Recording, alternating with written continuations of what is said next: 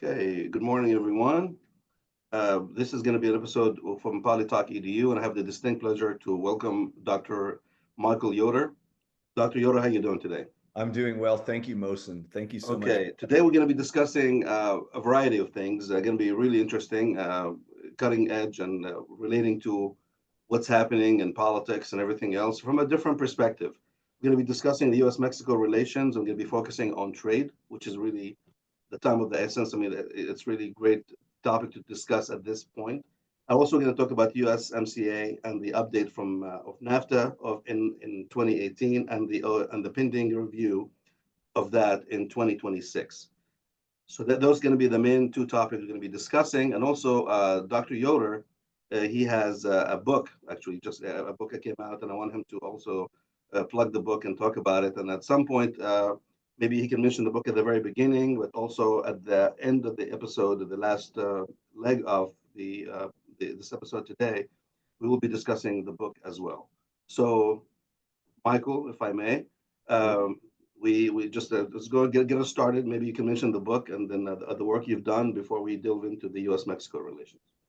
Okay. I am an economic geographer by training, and through most of my research. And what I found that started to happen is that in fact my area of research was more focused on the geography of economic development. And when that really came to came in my mind as really what I do, because that was not the geography of economic development is not really a listed subdiscipline of geography. But when I was at the University of Central Arkansas from 2008 to 2018 or so, I directed the Master of Science degree in Community and Economic Development. And I found that there was just so much overlap with what economic development people do and what I do. So the book that I wrote is basically a collection of case studies in the geography of economic development. So it's called Geographical Scale and Economic Development: Lessons Learned from Texas and Mexico. And I basically look at economic development from multiple scales in the book. I start out at the global scale, where I use as an example China's Belt and Road Initiative. And then I narrow it down to regional economic development initiatives, and then everything down to the local level in small cities. Wonderful. That sounds really interesting. Really, really great. And the book came out. When did it come out? Came out in late 2023. Okay, so it's recent. Okay, great. Right. And you're working on a new book at this point as I'm well? working on another book. One of the threads that runs through this book is freight transportation. That's just a big part of economic development. And based on some research I have been doing recently on agricultural exports and the global grain markets, for example, I have found that there is very little written on agricultural transportation. And so I see a need for a book on agricultural transportation. So I'm doing it, and I'm in within, say, the third chapter Okay. right And now. what is that expected to come out in Oh entirety? boy. Well, it's going to be a little bit labor intensive because that one will require some travel. I'm doing it at the scale of Texas, because if I were to do something larger than Texas, it would be huge. I've spoken with one publisher already about it, and basically their opinion was, yeah, you better narrow it down somewhat because Oh, that's a wow, huge. okay. If I did agricultural transportation of the world, that would be, because looking at things historically as well as Sure. spatially, that would be a set of encyclopedias in length. So Texas, as it is going to be kind of pushing it because there are different regions of Texas, Sure. and different, agricultural production regions, but then also different ways that agriculture is, agricultural goods are transported, and that includes livestock.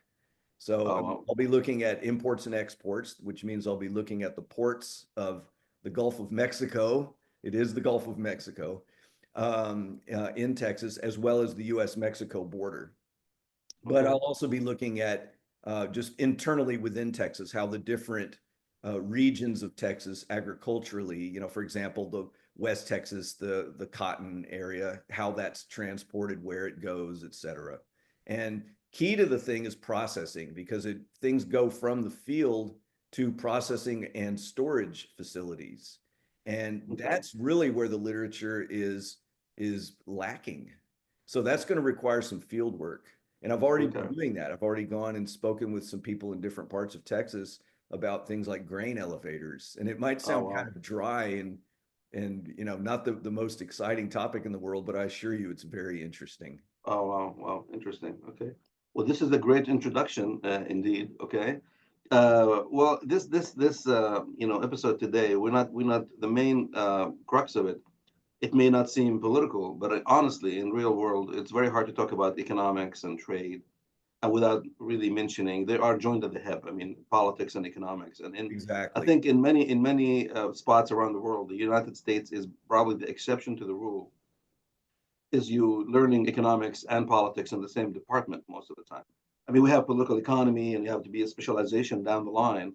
But I think European nations and South America and the Middle Eastern and a lot of African nations as well, and Asian nations, they do teach politics, economics, and even law in certain areas collectively together in the same department. So That's even right. though the title may not seem to be political, but I am going to be assured it's going to be political. So let's just get us started on the U.S.-Mexico relations and focusing on trade. What's Oh, your just thought? just one more point to add on to what you were just saying Yeah, is in some universities in the United States, economics is part of the social sciences. It's a right, separate department, like you said, it's right, separated from political science. And then in other places, it's part of colleges of business. So there's a exactly. little bit of a I don't want to say an identity crisis, but geography is somewhat that way too. It has to kind of find its place within a particular university. Right, Although economics is obviously a very solid discipline. absolutely. And also, But I think in as a many universities, as a yeah, go ahead. geographer, I'm most interested in economic geography. Okay, great. And I think in many schools, I think UT Austin, they do have two different degrees of economics, like as a BA or as a BS, depending on Oh, okay, which yeah, strain that you do that would have. So make that's sense. the kind of to assure what you just said as well. Right. Okay, so let's get started. U.S.-Mexico relations and focusing on trade. What's your thought process regarding that? Well, I found that I had to sort of cram for this for this session kind of at the last minute because things are literally changing almost by the hour. Absolutely. Um, the president of the United States right now is sending a lot of conflicting messages. Um, at first, the tariffs, there was a kind of a pause on the tariffs that was agreed upon early in February, and it was supposed to expire, I believe, March the 4th, if I'm not mistaken. But Yes. now President Trump is already talking about kicking it down the road to April. There was some talk of that. I don't know if that was official or if that was just a microphone picking up a comment that he said. So things are just always in the air. So it definitely puts Mexico and Canada kind of on edge a little bit because they don't know. There's uncertainty, and the same with the Europeans. The most recent talk now has been. It seems like President Trump tends to kind of fixate on something, kind of at the exclusion of other things, and then he'll kind of flip and then fixate on something else. And right now, he seems to be kind of talking about the Europeans and reciprocal tariffs. And so that'll probably last for 2 or 3 days until something else comes up to get his attention, where he can sort of dominate the media cycle that he tends to do.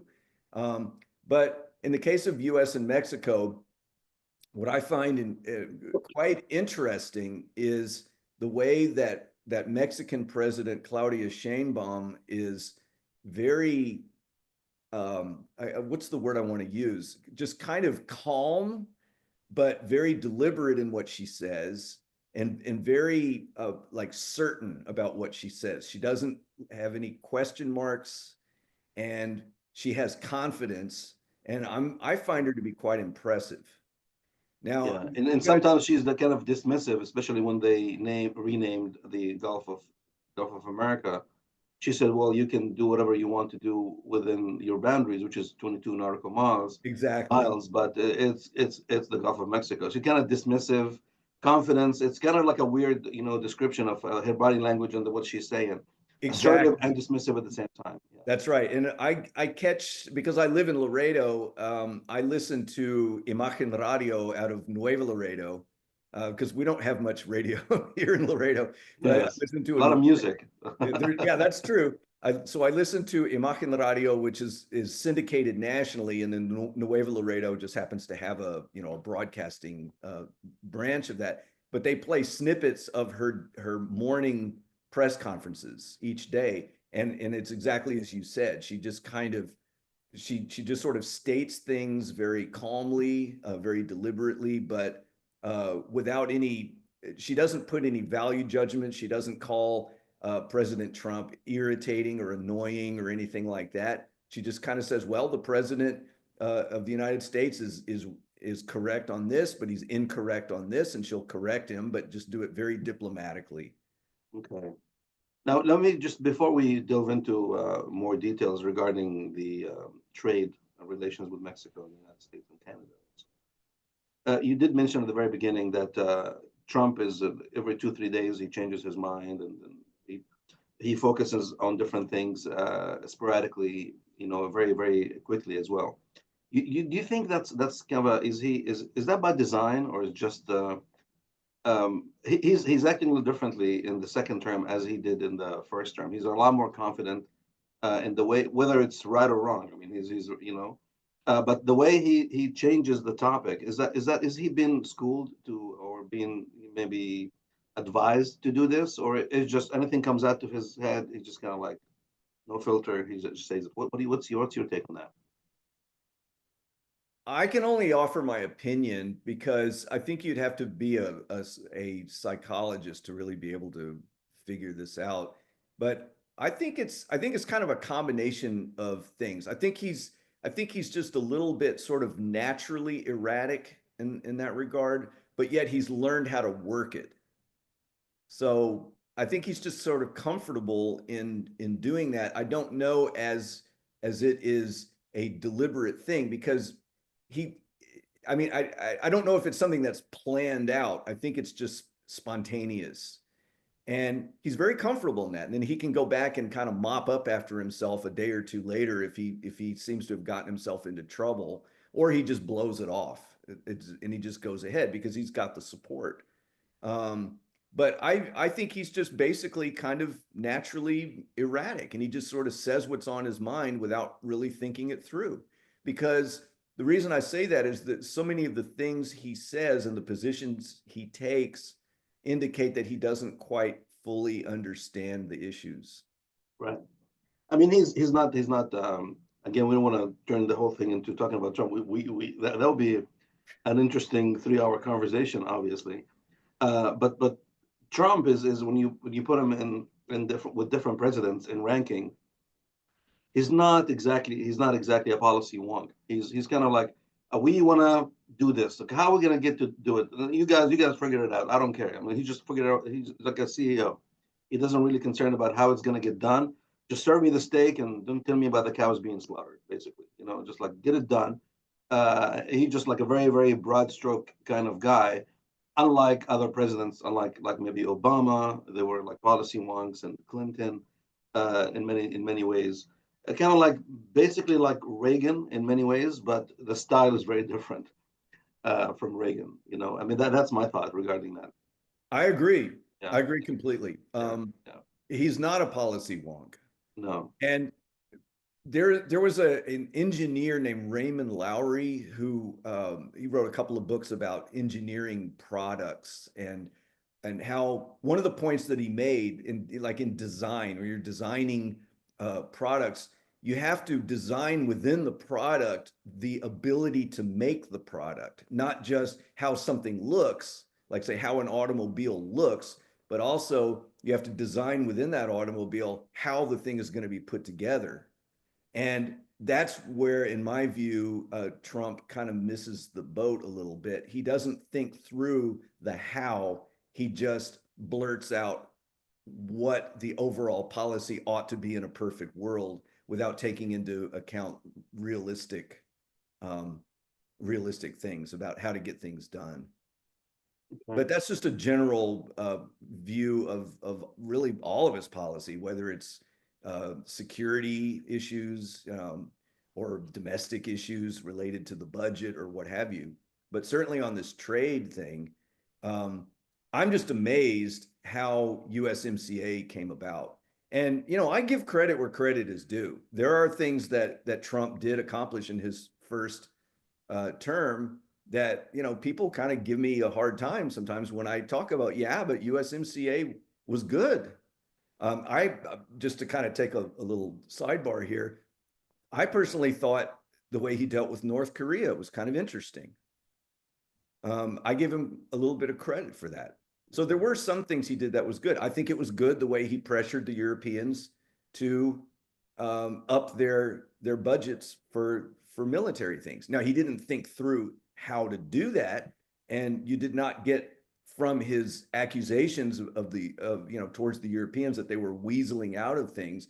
They have been like, for example, on the Ukraine issue, the Europeans have been providing the bulk of the humanitarian and economic assistance, whereas the United States has been doing the bulk of the military assistance, which that money circulates through our economy because we make hardware here. And you don't hear him talk with nuance like that. So I guess that's kind of another way of saying it, is that he sort of lacks the nuance. But going back to the USMCA, it was all this very, very tough talk off the top of his head. And then behind the scenes, you had people brokering the deal. And it really was, some people dismiss it as just a minor tweak. I would say it was more than just a minor tweak. It was a tweak. I mean, to be fair, the majority of USMCA and NAFTA, there's a lot of overlap there. But the tweaks that he did make, that were made, he didn't make them. He just signed the bill. The tweaks that were made were good. I think USMCA was an improvement over NAFTA, but it's basically a revised version of NAFTA. It did not go from the world's worst trade deal to the world's best trade deal. It wasn't different enough to legitimately be called that. But there are some good things that are in USMCA. I like the way that they increased the rules regarding the origins of parts. So now it's 75% of content has to be North American made, whereas before it was 62%. I believe that was the number, 62.5%. So they increased that, which that was very, very good. And they also streamlined the dispute resolution mechanism. So under Chapter 11 of NAFTA, that was bad. I mean, people like Ralph Nader were just constantly railing against that, rightly so, that if a company had a problem with some kind of a regulation that impacted their business across national lines, you know, between US, Canada, and Mexico, a company could take a local or state government or provincial government, in the case of Canada, to court to sue, and it was a tribunal of corporate interests. And all of this, as I understand it, was not subservient to the Supreme Court, for example, and that was bad. And so they've kind of they streamlined that, and I was real happy about that. Okay, so the USMCA, very specifically, what did it do in terms of benefits, cost benefit analysis for the United States? An update from NAFTA specifically. What kind of industry? What kind of, you know?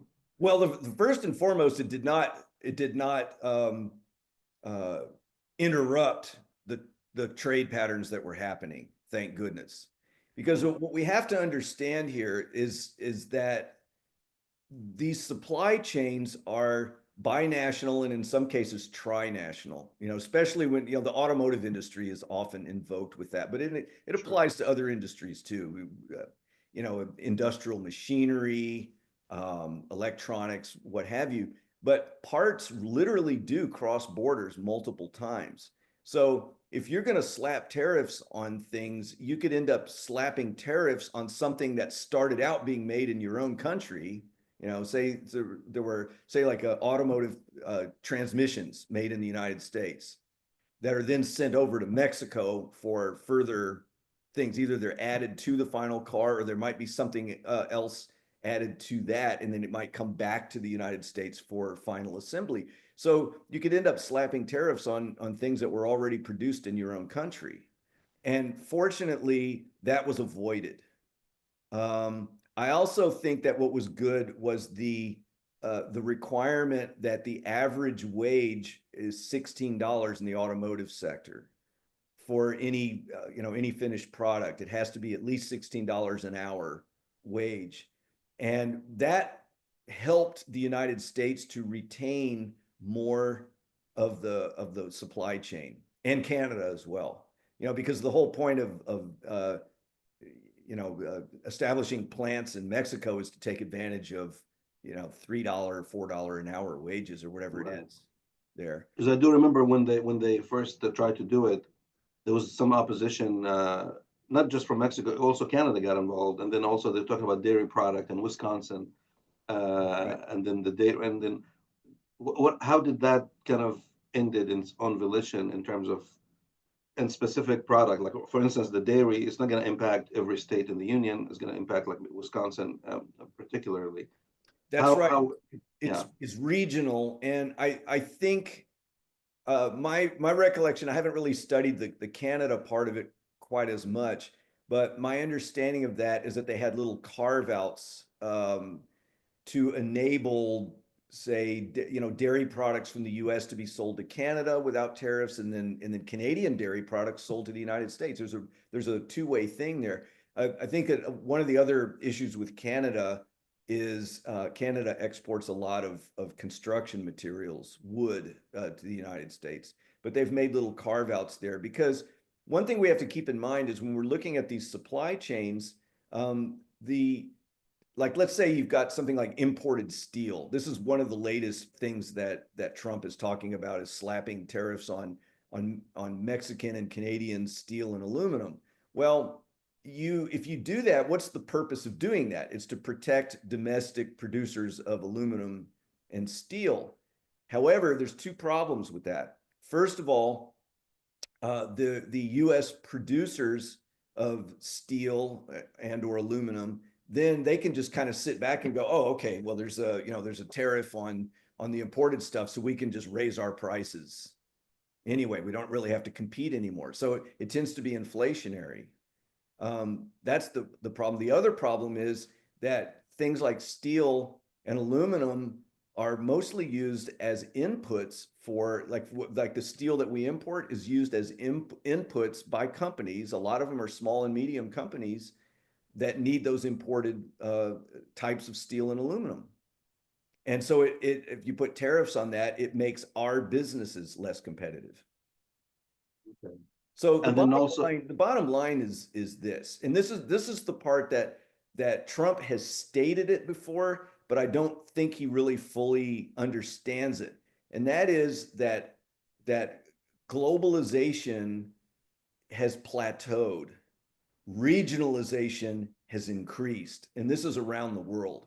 So you can see that, for example, the European Union, this is why the Brexit was in my view, and apparently now the view of the majority of the Brits, was a bad thing, because Britain's trade with European countries was far greater than their trade beyond Europe. And so if you think about it, there's a North American trade bloc or region, there's a European trade region, and there's an East Asian one that does involve. It makes sense. Yeah. It involves China, it involves South Korea, Japan, Taiwan, etc. Singapore. Those are all involved in those, even despite the geopolitical differences that do exist in East Asia. They still have very good trade relations over there, and it has to do with proximity. It makes sense. logistics are streamlined when you can be having the supply chains closer by. So to try to slap tariffs on Mexican and Canadian goods, and if they were to retaliate, which both the Canadian leader and the Mexican leader have said they would, that's not good for our the competitiveness of our North American region. Absolutely. Okay. We touched base on the updates, obviously, which is the second part of the question. And Michael, would you like to take a short break, or should we just continue? That would be fine. Continue? Okay. Okay. All right. One thing I was going to say, we did say we're going to be reviewing the USMCA in 2026. And 2026 is kind of an interesting year because it's going to be the year we're going to have the World Cup. And the World Cup this time around is the first time ever in history where it's going to be three nations hosting the event, which is United States, Canada, and Mexico. So I don't want to say we had the wrong start, adding Canada to be the 51st state and the tariffs with Mexico is just, to me, when I thought 2026, I thought you'd be extending olive branches because you involved in something really great. I thought immigration will kind of maybe the focal point and probably try to come up with a viable solution or a viable manageable problems to the immigration issue. But it seems like 2026 is around the corner. It's next summer. And then the relationship between the United States and Canada and Mexico has never been more intense. So what's the setup? What's 2026 going to look like in terms of trade, in terms of immigration, in terms of the World Cup, and all that good stuff? That's a great point. It didn't even occur to me the World Cup, the connection there, but that's right. I think this bluster about Canada as the 51st state is frankly irresponsible. The Canadians now are going to sports events that involve both countries, teams, and they're booing our national anthem, and it's putting a bad taste in people's mouths. I'd like to go back for a second and talk about the negotiation of USMCA. Sure. One thing that surprised me was there was a lot of this kind of bluster, like Trump was basically saying, well, if it doesn't come out in our favor in America, if America doesn't win, like as though it's a zero-sum game, then we'll just blow the whole thing up. We just won't even do it at all.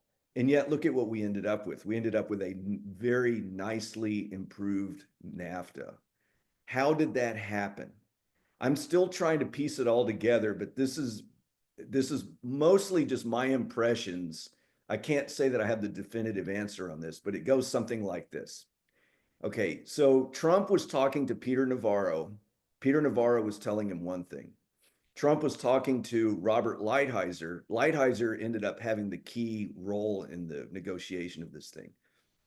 He had a little bit different take on things. I mean, they generally are both, Lighthizer and Navarro are suspicious of trade deals anyway. But if it had been up to Peter Navarro, I think they would have just blown up the deal. But somehow Robert Lighthizer either convinced Trump to let him be the one to do the negotiation, but then they sat down with with Lighthizer's Mexican and Canadian counterparts, and that would be Chrystia Freeland, who was recently within Trudeau's administration. She recently resigned. I still don't know fully the details of that. And then it was Guajardo. I forgot his first name now. Ildefonso Guajardo was the main person for Mexico who did the. Those folks, Chrystia Freeland and Guajardo. They were kind of the voices of reason in a way, and they reminded Lighthizer that this is supposed to be for everybody to win, not just about America, because that's what a trade agreement is supposed to do. It's not a zero-sum game. You're supposed to do trade agreements in such a way that all of the members win. So somehow that happened where it became a reasonable thing.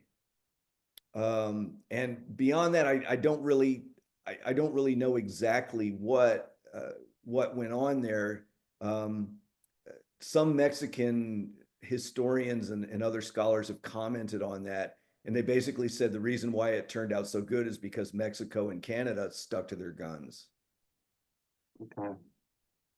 Well, that is really interesting. And then also at the beginning, we alluded to Trump changing the name. We're going to circle back to the Gulf of Mexico to the Gulf of America. Right. Is that going to be, I mean, because a lot of the Google and everything else, they're making the changes.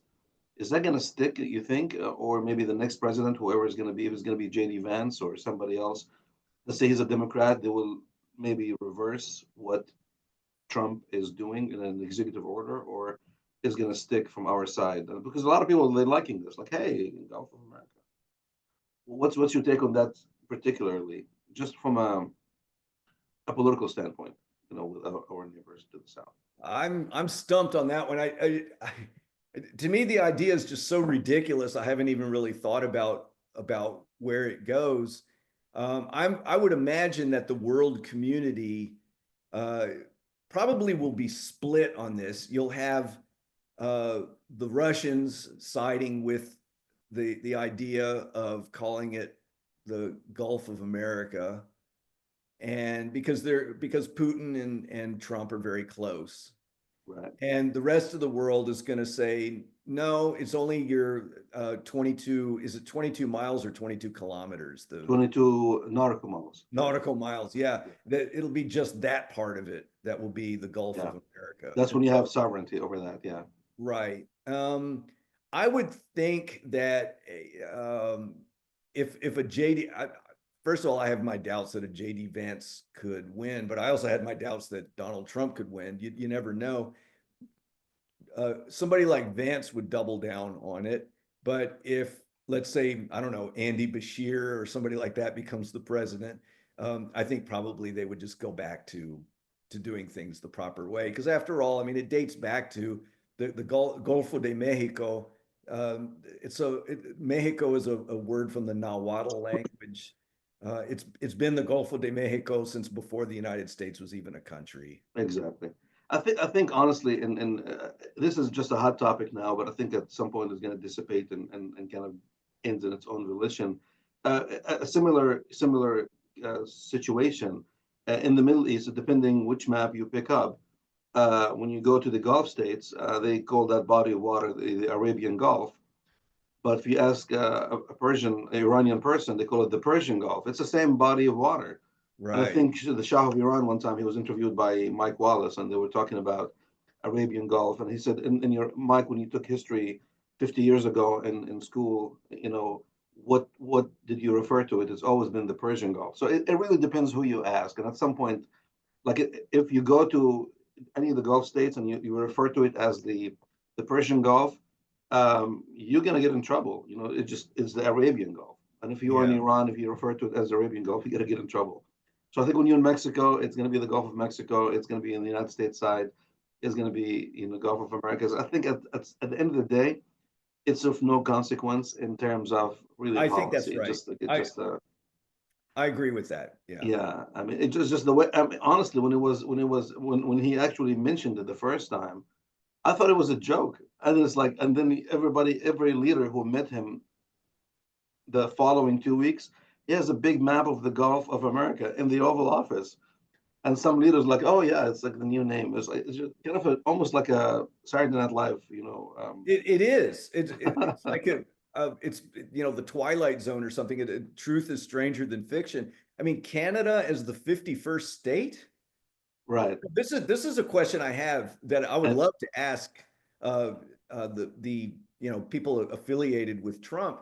All right, so we're going to add. Let's say we added Canada as the 51st state, and we added Greenland, and Gaza became American territory. Aren't those people going to vote Democrat? Wouldn't that say many of them are. Yeah, I mean, wouldn't that kind of undermine the ability of the MAGA thing to get reelected? Yeah, you're building the constituency, but you're adding the kind of and certainly the wrong Panama demographics, Canal, the from Panama a political Canal, standpoint. Panamanians are going to vote Democrat. I know.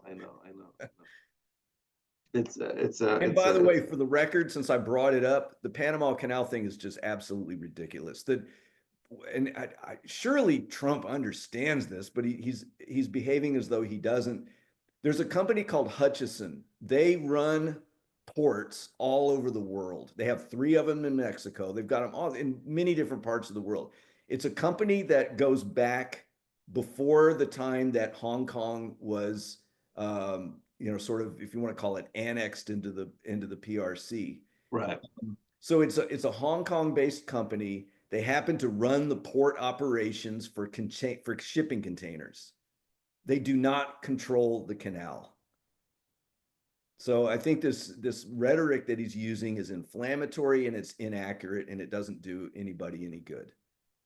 Yeah, just one of those adding different logs to a big fire already. So it's right, and it kind of goes back to your question of Trump's style. Is he sort of calculating when he makes these kinds of claims, or is it just sort of random stuff?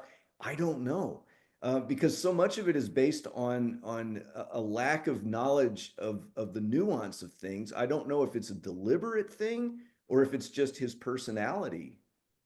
I can't answer that. I think you would have to ask Mary Trump, his niece, who does have training and that stuff. I think she would be able to answer these kinds of Yeah, questions. she wrote a book about him. Yeah. She wrote a book. Is Mary Trump, is she the daughter of his older brother, the one who died? I'm not sure about that.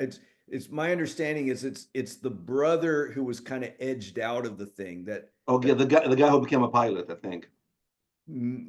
Perhaps, but I know that it seems like anyway that the Trump and his brothers had to kind of compete for the attention. Yeah, I think he was the older. He was the older of the 2 brothers, and Okay. I think there's a movie that just came out in 2023. I just watched it like last week. It's called The Apprentice. It's really. Oh, okay, yeah, It's yeah. really a great movie, and you get a chance, you should watch it. They talk about Fred, I think his older brother, Fred Jr., because his father's name is Right, right. and he became a pilot, and then he tried to kind of, and a lot of people they're equating that to like the Godfather, like basically Trump is like a combination of Michael and Sonny, and then the Fred was Fredo, basically. And this is not my words. This is what a lot of people are talking about that. So if you get a chance to watch that movie, it's called The Apprentice, and it really illustrates the Trump and how he became who he is today. And they were talking about, that was back in the 70s when he graduated college and then explored Manhattan and then Queens and everything else, and it became the big, mega, person that he is today. And actually, in that, actually, he when you say let's make America great again, in the movie they talked about it, and I actually did mention that in my previous episodes. Make America Great Again actually was that phrase was coined by Ronald Reagan in 1980. He's the one who Word for said, word? "Yep, for what Okay. we're gonna make America great again." It's the same one. Oh, that would explain why some friends of mine were saying that this movement is make America great again. Again, here we go. I guess And that. then also, it's kind of a combination. Also, Pat Buchanan, when he ran for office multiple times, he was talking about make America first. So Yes. it seems like the slogan, and then Donald Trump is like maybe combining a little bit of Buchanan, a little bit of Ronald Reagan. But when Reagan says it doesn't make people nervous. But when Trump says it, like again, like how far back you want to go, like 50 years ago, Well, 100 years ago, I remember when Pat Buchanan said it, it sure made some people nervous. Yes, it did. And I don't remember who said this now. It was a political commentator. I believe I heard this on National Public Radio, was basically saying that that the whole kind of the Trump movement, the MAGA movement, is nothing new. That it's really sort of round 2 of what Pat Buchanan was trying to do. Yes, absolutely. There's But a lot of truth into it. and Immigration, deportation, all that's that. right. And this kind of getting a bad taste in one's mouth about free trade, for example. Pat Buchanan had a lot of very protectionist sort of ideas. And again, it misses the point about trade. Trade is not a zero-sum game. And sure, you can have some people that are on the losing end of trade for sure. I mean, if you look at Bolivian tin exports for decades, they were always on the losing end of that because they just didn't really have anything else that they could offer, and there were too many suppliers of tin around the world, and so they were on the losing end of that. There have been winners and losers from NAFTA, more winners than losers, and by far. But those who have not benefited from NAFTA would be farmers in Mexico and people working in rudimentary manufacturing, low wage, low skill kind of manufacturing in less developed parts of the United States, like textile areas in the South, for example. So, but the point is, though, that these trade agreements are supposed to be win-win-win, where on balance, everybody wins. It's not a zero-sum game. And that's one of the major things that with NAFTA was pretty much a good start, and it had to be revamped, it had to be updated as again, give credit where credit is due. Yes. And they did a good job of it. And I give credit. Right. I give credit to Lighthizer and his team, and I give credit to Trump for signing it. Yes, and absolutely. I mean, there's a lot of talk. I mean, continuation of giving credit when credit is due. Like Donald Trump has been signing executive orders left and right, and then to the average person, it's a kind of a mixed baggage. There's a lot of people that I know, I mean, us included, might agree to some things he's signing, and you may disagree with other things as well. Not everything is black and white. There's a lot of things there's a lot of saying, you know, I like what he did here, but I don't like what he did over there. And that's kind of like a really quintessential, you know, role of the government. We all have mixed emotions and mixed feelings about the government. You ask somebody, how do you feel about the government regarding education? And if you're getting a scholarship, it's great. If you pay in, you know, student loans, it's not great. So it depends who you ask, you know, in many of those issues. That's right. But Trump has made an art form out of signing these executive orders, and then just in a very flamboyant way, every 10 minutes he's showing you the signature. I've done this, I've done that. So it's kind of like people have mixed emotions regarding that. And since we are really talking politics, just add another element into this. What's your take on Elon Musk role or non-role in the government? And we have not rehearsed this, so I have no idea what you're going to say. So that's intriguing. I find it worrisome. Okay. I don't want to sound what's the word, like I'm exaggerating things or just being negative for the sake of being negative, but the fact that Elon Musk is allowed to do so much so quickly, and Trump just kind of sits back and watches it.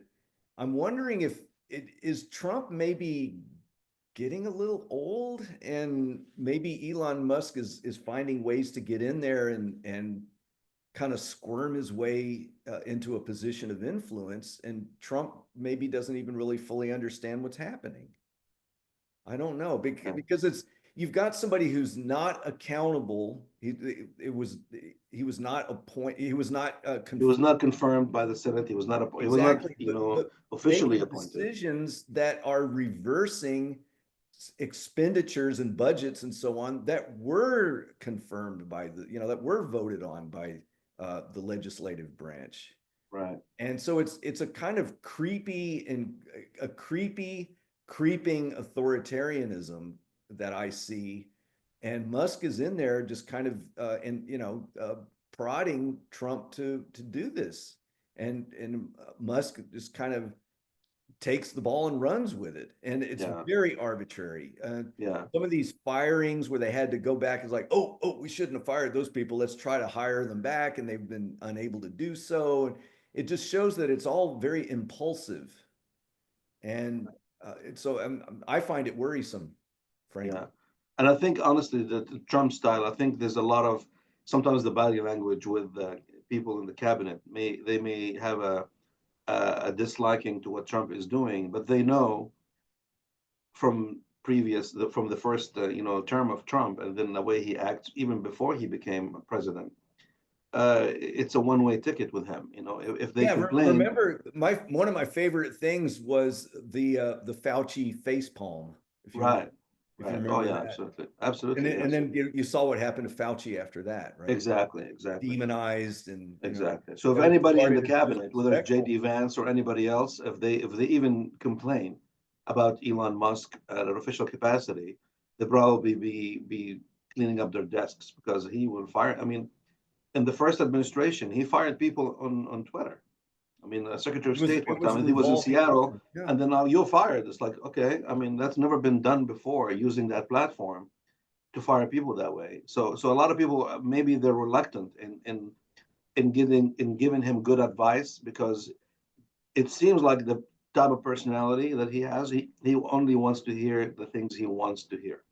He likes to hear. He does not want an opposition. He's the genius. He is the stable genius, as he referred to himself, you know, Right. oftentimes.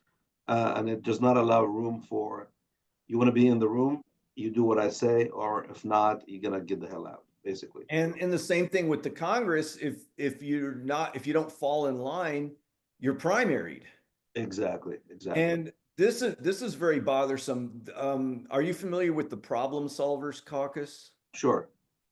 I had great hopes for the Problem Solvers Caucus. I was thinking, okay, these are people who could put aside partisan stuff, put aside their partisan affiliations a little bit, or at least make those sort of secondary and make policy first. But when it comes to things like the voting for, these cabinet members of the cabinet, where were the Republican members of the Problem Solvers Caucus? And some of these people are crazy. RFK Jr. I'm sorry, but he's crazy. Um, He's not even popular in his own family. I mean, his cousins, brothers, exactly. half of his brothers don't talk to him. Cash Patel. I mean, Oh, I this is know. this is nuts. Right, right, And yet they vote for this. right. Um, so the party thing is very, very strong. I guess what it is they're afraid they're going to get primaried. Yes, and I think honestly that's a power move done by the GOP and also the Democratic side when you Sure. singing against the flock of the people you affiliating with, you're going to be risk being primaried, and then you're going to be losing your seat. And then to me, to add to just to illustrate what's going on, to me, this is my opinion. I don't know if you agree with me or not. One of the most influential figures in U.S. politics in the last 30 years, in my opinion, is Mitch McConnell. Um, his role in the Supreme Court, nominations, and Yes. I think honestly, Trump nominated three. If it was anybody who's not Mitch McConnell, I think Trump maybe would have been able to do maybe one because the last one was so close to the election, and Yeah. then the Gorsuch was done in a way, and then when Obama was in power, it was like almost a year into Obama administration, and Mitch McConnell said, "No, you're not. You're not going to be. I'm not going to allow this president to make the nomination." So the two out of three, Yeah, it I was a think it was a double gift from standard. Mitch McConnell. The only one that he did, honestly, it was probably it would have been Kavanaugh. You Yeah. know, and look how bad the relationship between Mitch McConnell and Donald Trump. He's just threw him under the bus. Trump did.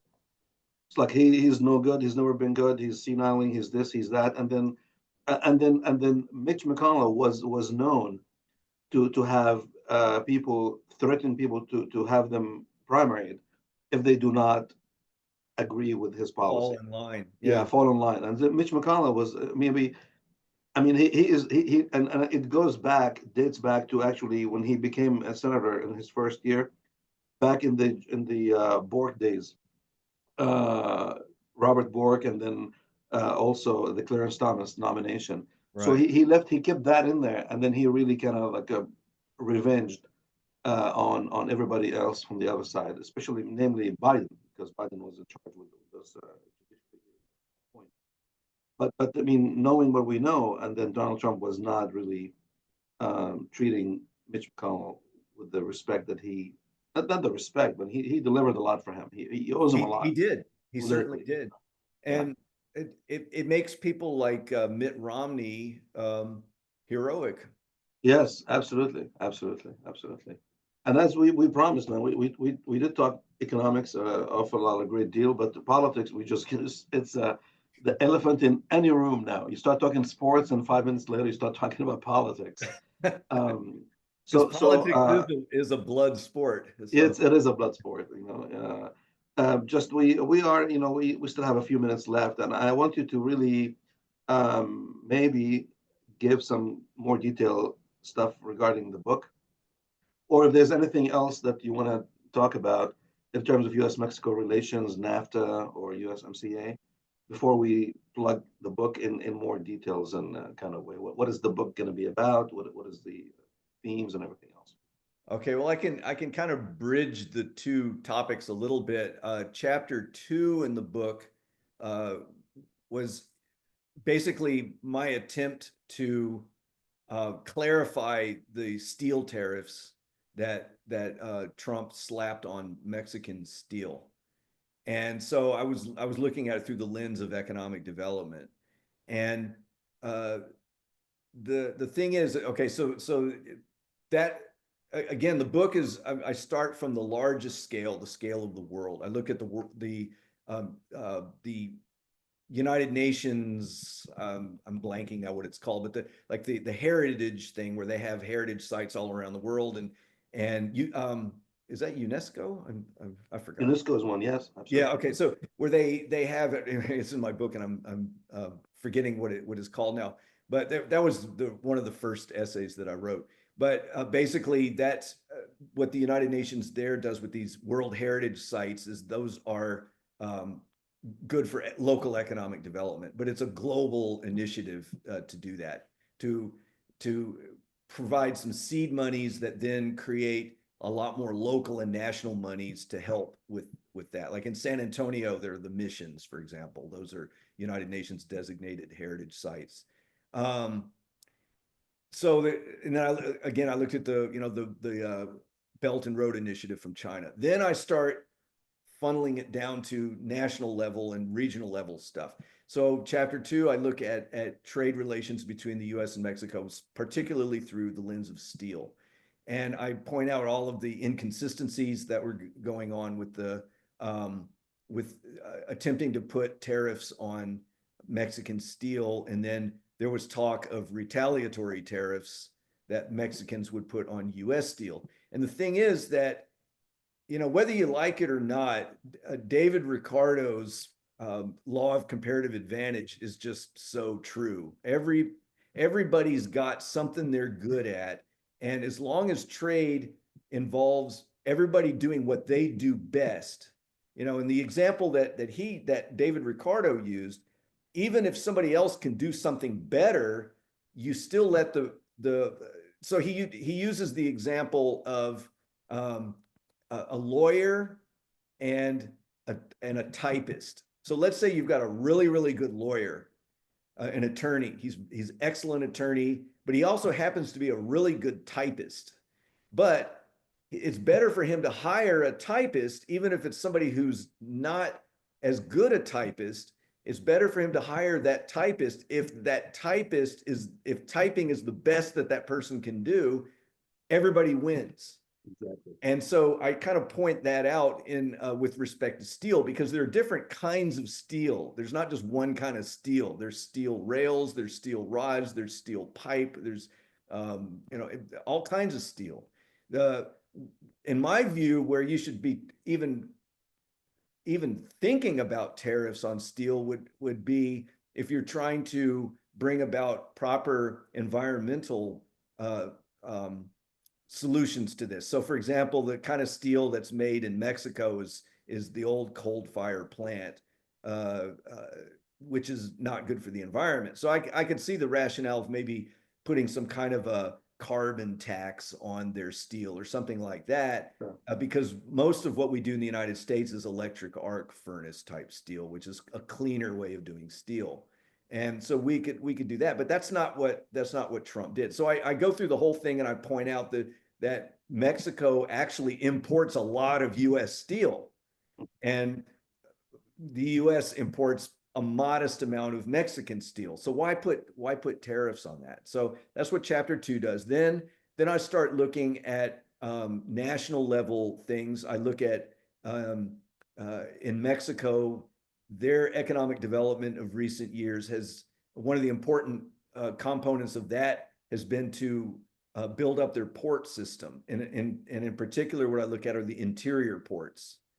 So places like San Luis Potosí, Monterrey, and León, or near León in the state of Guanajuato. They have these interior intermodal facilities where they can shift cargoes between rail and truck, particularly with containers, shipping containers. And nobody's really written about that. So I took the opportunity to write about that. And then I start kind of narrowing it down. I look at what's called the Ports to Plains initiative, which is it's basically the expansion of Interstate Highway 27, which currently goes between Amarillo and Lubbock. And they want to expand it by taking the US highways that go northbound and southbound that are not interstates and make those interstate grade, meaning limited access entrances and exits from the thing, so that they're safer and trucking can move a lot faster. And those would go from Laredo all the way to the U.S.-Canada border. It would kind of split into three parts when it gets to the border of Canada into North Dakota and Montana. So I talk about that initiative and who the different players are, because when you look at these things, you have to see who the players are in all this, the alliances that are formed.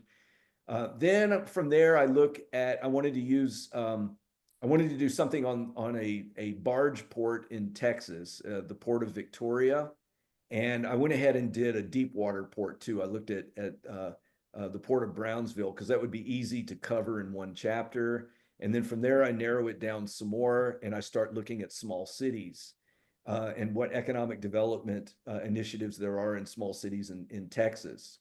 And there I looked at Beeville, I looked at Gonzales, Texas, Sonora, Texas, and Uvalde. And the Uvalde one, I did it before the shooting. Okay. So this was kind of this one kind of knocked me off my feet a little bit. 1 week after the Uvalde shooting, the first draft of my book was due to the publisher. Oh, wow. And so I was thinking, like, I'd met a lot of people in Uvalde, a lot of really, really good people. They love their community. It was a nice place to do research. Mm-hmm. And it's just, the place was just completely chaotic after that. And I was thinking, like, how am I going to treat this in the book? So I contacted the publisher, and they had of course heard about it. The publisher is Springer. They're in Europe. They're in Switzerland and Britain. They had heard about the Uvalde thing. And so they told me, they said, well, we're going to send it out to get the first round of comments anyway by the reviewers. So take the time to figure out how you're going to cover that Uvalde shooting. And I feel like I did a pretty good job of that. What I did is I talked to people in places that had mass shootings for example, in Santa Fe, Texas, which is not too far from Galveston. They'd had a high school shooting there. Yes. And I spoke with the book is based a lot on interviews, by the way. Oh, okay. The chapter on interior ports in Mexico, the Victoria barge port study, and of course the small cities and the ports to plains, all of that stuff was very interview driven. Okay. Can we see a picture of the book one more time? Oh, yes. Okay, geographical scale and economic. See if I can get where the light doesn't glare. There you go. That's good. It looks good. All right, wonderful. Springer. Okay. Down there. All right. Now, one thing, and maybe you mentioned in the book, and I've been reading up a lot on economic issues and tariffs and everything else, and it really there's a lot of conflicting thoughts regarding this. What's your take on tariffs? Because some people, they're saying it has a short impact and it has a long impact. Maybe at short term it's okay, at the long term it's not. What's your take on tariffs in terms of short term as opposed to long term? Well, it's both. The short term effects are the result of the fact that tariffs can be removed. If conditions warrant, and if different people are in office or whatever, and they decide, oh, let's go ahead and reduce these tariffs and get trade going again. So it could be short term in that regard, but the long term impacts have to do with investment decisions. So, for example, in Mexico, they're trying very hard to get this nearshoring going. And what nearshoring is, that would be the gist of it is to try to get companies, instead of producing low cost goods, labor intensive goods in China, is to try to get them to move nearer, closer to the United States, because there are a number of advantages to doing so. First of all, you can have a plant in Mexico. Say you have an American company that's outsourcing some rudimentary things to, say, China. That's halfway around the world. But if you do that in Mexico, you can be in the same time zone. And so it's easier for aligning things like meetings and whatever else has to be done. But what's happened now with this nearshoring initiative for Mexico is a lot of companies have been looking to move to Mexico, but they're putting it on hold now. Or at least they're hesitating. Some companies are going forward with it because they're thinking, they're gambling, and they're saying, like, nah, nothing's going to come of this. This is just Trump and his bluster. Nothing's going to come of these tariffs. But others are kind of like, well, let's hold off. And they're looking at instead at places like Vietnam. Absolutely. So those are the long-term effects, because once you start investing in plant and equipment, that investment is done. It's made, and you can't just undo that. So people are kind of hesitating. There have been a lot of announcements for plants to nearshore in Mexico, but the money has not really come through yet, because they're waiting to see. I don't know if that answers the question, but no, it does. It does, absolutely. Now, one last thing we'll talk, which is kind of bring things back to a full circle. Projections, for 2026, and then anticipation what's going to happen, geographically, immigration standpoint, politically. What is 2026 going to look like? And then, and I mentioned earlier that this is the first time in history we have three nations hosting the World Cup: Mexico, United States, and Canada. The only time two nations hosted the event was in 2002, and that was Japan and South Korea. And Japan and South Korea, they were in sync in a lot of policy and everything else. But what do you think 2026 is going to look like, in order for the event to be a success, and also for things to be what kind of environment we're going to have in 2026 at all fronts, in your opinion? I'm thinking, if I had to guess, I'm thinking that people are going to see that the sort of turbulent relations between Mexico, Canada, and the United States is not a good thing. And I'm thinking things are going to wind down a little bit. Probably what's going to happen, if I had to put money on it, which I'm not a gambling person, but if I had to, I would say that the House is going to flip in 2026. And I think that's going to kind of put the whole MAGA thing, not shut it down, but it's going to force them. The polling is going to show that the House is going to flip. And I think then they're going to back off a little bit on that. Now, I don't know what's going to happen to the leadership in Canada. That's a kind of a question mark right now. Right. We know that Claudia Sheinbaum, power vacuum, yeah. Right. Claudia Sheinbaum's in there because they have those are 6-year terms. She will still be there. And as we can see, she's kind of the adult in the room, in my view. So I'm sure that in terms of the World Cup, that will probably go through, but Elon Musk, no doubt, is going to have something to say about that if he's even still around. Okay. I wouldn't put it past Donald Trump to get rid of Elon Musk if Musk becomes a liability. Yeah. To me, I'm just thinking this is two very, alpha male type of situation, and at some point, it's gonna come to blows at some point. I don't know how, I don't know when, but that's my predictions. And well, haven't there already been? You'd be able to comment on this more than I, but haven't there already been some disagreements over Musk and his demands? Who's running Doge? Who's the right? Who's running Doge? But not only that, but just the demands that Doge is making. you need to justify your job 5-point thing in an Right. email, otherwise you're fired. And you've already had some people, some agencies saying, nope, don't even listen to it. We do our own assessments within our department. So there's already some butting of heads. And that kind of thing happened in the first Trump term.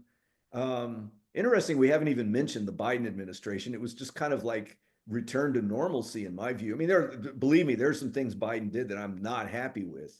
But we don't need to go there right now. But I'm seeing things getting off to an even more turbulent start in this administration. So there is no telling what could happen in terms of U.S.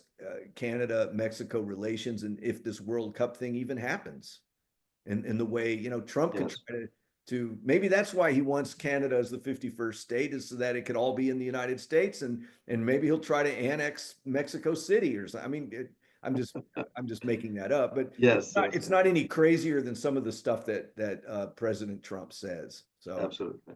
yeah. Now we did mention earlier, like, let's make America great again. If we're gonna put that thinking hat on, let's make the relationship with Mexico great again. When was the best time, in your opinion, the relationship between Mexico and the United States was at its best? Was it under like a Democratic leadership, Republican leadership? Was it with the PAN, with the PRD, with the PAN, with the priestess in power? What is the power dynamic to make the relationship between Mexico and the United States at its best in the past? Well, certainly the NAFTA did a lot to help that. And I'll disclose this. I was opposed to NAFTA in 1994 because I was looking at what was going to happen in the rural areas of Mexico, and I was looking at what would happen in the apparel manufacturing plants in the Carolinas or whatever. And I knew that people were going to lose from that. And so I'm like, no, we're going too fast on this. I was skeptical, but I was won over by it.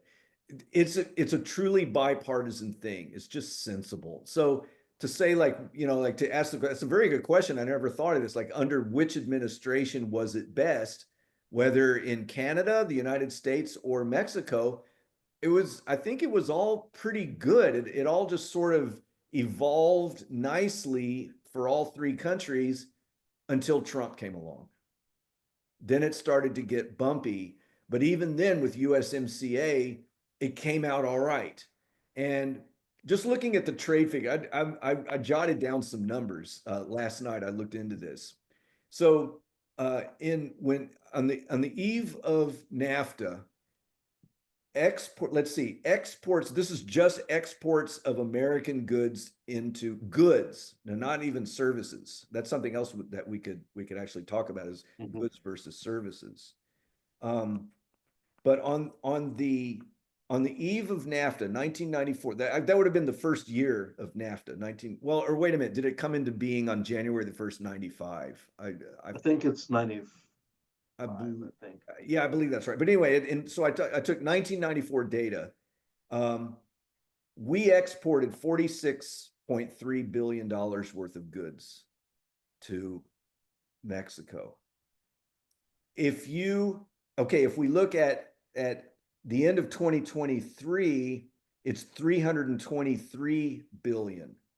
So if you take that 46.3 billion in 1994 and you adjust for inflation, that really is 96.3 billion in 2020 in today's dollars.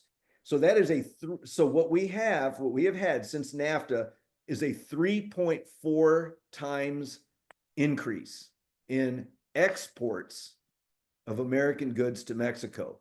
How can anybody possibly say we're not benefiting? Right. Well, what they say is, yeah, but our imports from Mexico have gone up even more. Who cares? People have benefited from those goods coming in from Mexico. First of all, you've got less expensive components going into US made cars, right? So the fact that we've imported more than we've exported doesn't really matter. And besides, isn't it better to have a neighbor that's more developed? Right. So Um, I was actually kind of surprised, going back to your question about different administrations, I was actually pretty surprised that AMLO was right along with the thing. I thought because he was kind of a left-wing populist, I thought he was going to say, wait a minute here. I'm not sure I'm going to sign this thing that the PRI came up with, Right. along with Lighthizer and Christopher Freeland. Sure. But he did. He went along with it, and thank goodness, because I think he knew deep down inside. So it's almost like free trade now. We've seen it enough where it transcends ideology. It's just common sense. I mean, look at the Europeans. If you look at all the different European parties that are pro-Europe, that are pro-EU, they range from very conservative, like Christian Democrats in Germany, to very left, like the Socialist People's Party of Spain. They're all pro-Europe. Right. Absolutely. Now That's kind of my take on that. So, a little egg on my face for having been somewhat of a protectionist in my younger days, when NAFTA was first done. But it didn't take too long for me to realize it's like, yeah, okay, the growing pains, we've survived them, and that was a big surge. I was right, and people like Ralph Nader, who I was reading at the time, they were right that there would be a big surge in migration from the rural countryside in Mexico, and it sure did come. Within 6 months of NAFTA being implemented, you started to see a big surge in immigrants into the United States from rural parts of Mexico, and manufacturing jobs, rudimentary kind of low-wage manufacturing jobs in the places like the Carolina Piedmont region.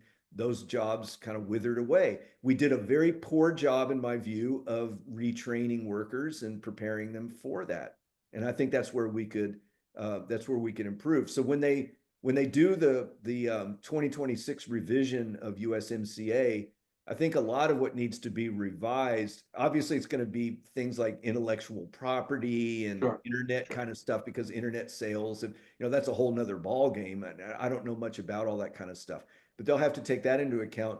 But each country now has to come up with ways to position their own countries to soften the blow for whoever is impacted negatively, even if it's a minority of the workforce in each of the countries. Though the Canadians are going to have do things that they're going to need to do, the Mexicans and the Americans.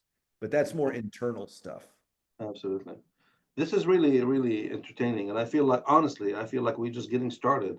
Exactly. We are at the end of this whole thing, and in my head, I'm thinking, Mexican politics is I know you like Mexican politics and student of the game, as I am here. Maybe down the line we could maybe talk about Mexican politics, and then just a quick take, and then on Mexico. Mexican politics was pretty much dominated by the priestess for like 71 years. They lost some seats in the Congress in 1997, but at the presidential level, until Vicente Fox came in 2000, the first time, who's a non-priesta with the pawn. What's your take overall? And maybe we can talk about this in more details in upcoming episodes, hopefully. Is Mexico better off with the plurality in the presidential level, or were they better off under the priestas, where like they're changing leadership, but the dictatorship was a unique one, and the party was the dictator, not the individuals. And now it could be anybody's game. It could be the pawn, the PRD, the left, right. What's your take on Mexican politics in terms of stability? The most, to me, the most important part of the stability question is something that happened under pre-PRI leadership, and that began in the very late 80s and into the 90s, when they called it the decentralization, when they started to make it so that it really. Is that what Salinas was in power? Zedillo, Salinas? Well, it started with De La Madrid. Okay. And then it went on to Salinas de Gortari and Zedillo and so on. And then with Vicente Fox and et cetera, what happened is the decentralization of power to the states and the municipios, the municipalities. That has been the greatest achievement and advance in Mexican politics. And it did start under the PRI. I have to give the PRI credit for that. Personally, today, I mean, I like Claudia Sheinbaum, but I probably, just looking at it ideologically, I'm probably pretty close to the PRI because they've reformed themselves. I'm very in the center. I'm kind of a center, slightly center left kind of. I'm not as left as I used to be in my younger days when you knew me back at A&M International. I think I was even kind of almost a democratic socialist back then. I've kind of You would have been a great running mate for Bernie Sanders at that time. Right. So, but now I'm very, that's why I talked about the Problem Solvers Caucus before, because I think the center is really, in the long run, is the best way to go. And what I'm seeing is kind of a convergence in Mexico towards the center. Now, Canada, I mean, and that would include AMLO's party, the AMLO Sheinbaum party, the Morena party. That would include the Movimiento Ciudadano, which is kind of a distant third party. Then there's this kind of coalition of the PRI, the PAN, and the PRD. I still don't understand what happened with the PRD. I don't know why they have fallen out of favor. I think when AMLO left that party, he left it basically there was a power vacuum, I think. Yeah, it was a power vacuum, and it was like it was mugged in an alley and left to die. And it's just kind of fizzled. But they lumped themselves on with the PRI and the PAN right now as the opposition to Morena. But believe it or not, I actually see if you want to call it belligerence, I don't think that's an exaggeration. The belligerence of the United States towards Mexico, whether it's on the immigration issue or on trade, I see that as a unifying factor in Mexico.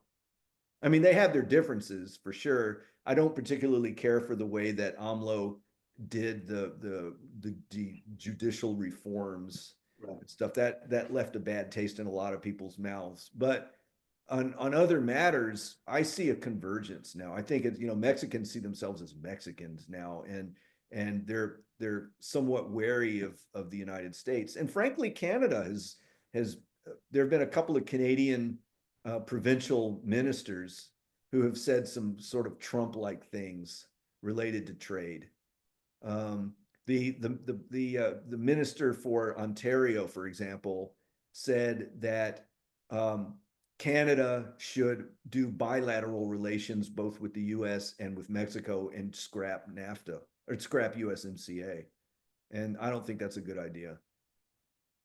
So, the Canadians, Canada could yet, I don't know what's happening now with Trudeau. I mean, it seemed like he was unpopular for a while, but now with Trump calling for Canada to be the 50th. I think he's getting more popular. And that's what I'm thinking. Yeah, because of that he's standing basically like no, and then a lot of people are liking what his message of anti-Trump or standing up for Trump, and then he's getting a lot of some of his popularity back, because at some point he was really, really, really popular.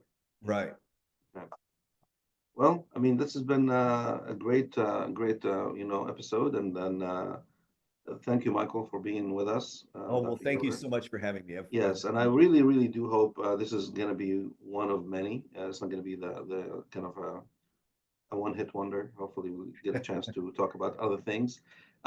We both have a strong affiliation and a strong love for Laredo, and that's maybe we can on the lighter side, we can talk about Laredo because you left and then you came back, and then you have a strong affiliation with Laredo from all aspects of things. And Laredo is a unique city. It's impacted in many ways by what happens in Mexico a lot more than what happens in the United States sometimes.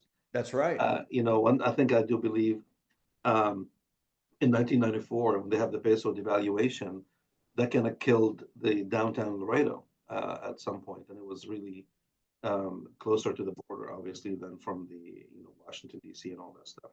So Laredo has a unique place, and maybe we can come up with an episode to encapsulate the Laredo and then the uniqueness of that part of town. A lot of people, friends of mine, said, "Hey, what is the?" I mean, I've lived in small cities and I lived in big cities, And then Laredo has a special kind of spot in my heart. I love it, and it's a great people there, and Tammy U has always been a wonderful institution. So maybe we can designate kind of an episode talking about Laredo. Laredo is a I've always said it's a quintessential postmodern place. Yeah. It's it's kind of it has a charm to it, but there's also like every day you see something and you go, did that just happen? Did I just see that? Yeah. Whether it's just the way people drive or I don't it Right. just And then people say, "Oh, it's Laredo." It's like, okay, it's Laredo, it's right? Laredo. Exactly. But I mean, Laredo has 250,000 people, and yet social networks are so tight here. Yes, If like we had to have something done to the house and I needed a handyman, and boom, somebody was able to hook me up with a handyman who didn't charge a whole lot. I just had to navigate it in Spanish and give it, exactly. and it all worked out great. And that Yes. happened like within a matter of a couple of hours. And if any other place I would live, you'd be taking days to find the right situation. Exactly. So, Also, traffic is oh my goodness, don't even get me started on the traffic problems in Laredo. yeah. So, Yeah. all right. So we'll talk at some point, and then this Yeah, will I look be forward to airing it. soon. Yes, absolutely. Michael, thank you again, and Dr. Yoder. I always call you Dr. Yoder, but it feels weird calling you Michael. But Please call me Michael. Michael, We're, okay. we're friends. Thank We're you, colleagues. and then we will be in touch. And then again, we are going to be doing this again, hopefully soon. Okay. Very good. I Thank look you so forward much. to it. Thank you.